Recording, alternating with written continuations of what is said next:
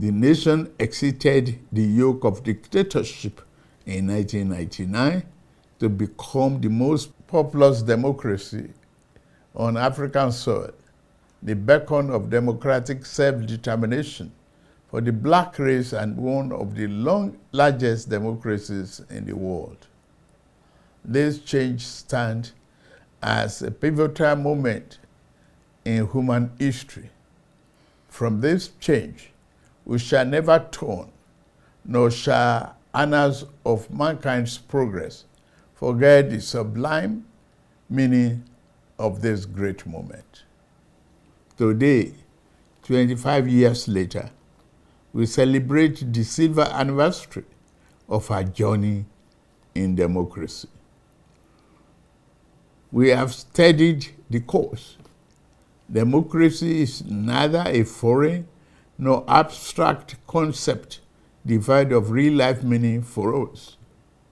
Neither can we afford to reduce or minimize it to being nothing but the mere holding of periodic elections where one candidate and party outdo another.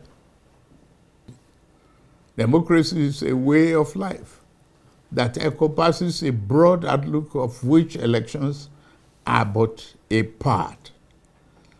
As such, a nation can have elections without being democratic, but a nation cannot be truly democratic without holding elections. That we have established a tradition of holding transparent, open, and fair elections gives credence to our democratic standing.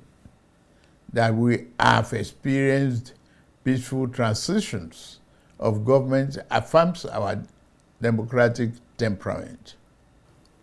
It affords us the freedom and liberty to think as we want, live where we want, and pursue whatever legitimate endeavors suits us. Democracy does not assume some false or false unity of opinion. In fact, democracy assumes that conflicting ideas and differing opinions shall be the order of the day, given the diversity and variety of the human experience. There must be diverse perspectives and viewpoints. What democracy demands is that we do not resolve differences through force and repression, but to make allowance for the legitimacy of views that differ from our own. As Nigerians, we must remind ourselves that no matter how complicated democracy may be, it is the best form of governance in the long run. We must also be aware that there are those among us who will try to exploit current challenges to undermine, if not destroy, this democracy for which so much has already been given. We lost great heroes and heroines along the way.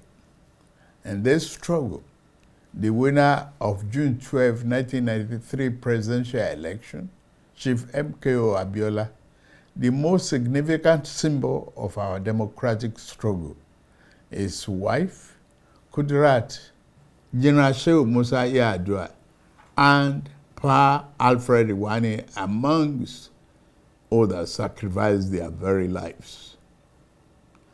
They bravely surrendered their fortunes so that our nation might have a better one. The sacrifices they made and the precious gift brought about by their selfless devotion can never be repaid nor forgotten. We could not have won the battle against dictatorship without the irrepressible Nigerian journalists who mounted the barricades along with the pro-democracy activists.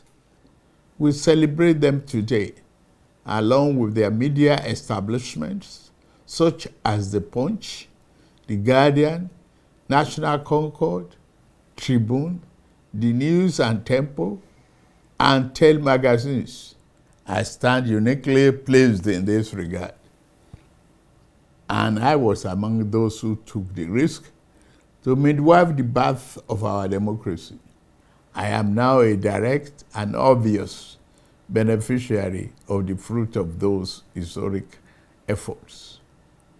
As a president of this nation, I am morally and constitutionally bound to preserve this precious form of governance. I vow to do my utmost best to protect your rights, freedom, and liberty as citizens of Nigeria. Even more than that, I pledge to do whatever is necessary to cement democracy as our way of life. I come before you also to declare that our most important work remains before us. The real test has never been whether we will rise to the challenge, the sling of misfortune, and grievous pains of dictatorship. The real test is whether we shall lower our guns and fail to defend democracy as the shadow of despotism and its evident physical danger fade. I say to you here and now that as we celebrate the enshrinement of our political democracy, let us commit ourselves to the fulfillment of equally important counterpart, the realization of our economic democracy. There is no doubt that the reform has occasioned hardship. I feel your pains. Yet there are necessary repairs required to fix the economy over the long run so that everyone has access to economic opportunity, fair pay, and compensation for his endeavor and labor. As we continue to reform the economy, I shall always listen to the people and will never turn my back on you. In this spirit, we have negotiated in good faith and with open arms with organized labor on a new national minimum wage. We shall soon send our executive bill to the National Assembly to enshrine what has been agreed upon as part of our law for the next 5 years or less. In the end, our national greatness will not be achieved by traversing or traveling the easy way. It can only be achieved by taking the right one. The words of American President Franklin Roosevelt sadly ring true, and I quote, "There are many ways of going forward, but only one way of standing still," and unquote. We dare not slumber, lest the good things awaiting our immediate future pass us by. We dare not plant our feet in the idle standstill in the middle of the intersection of hope and despair.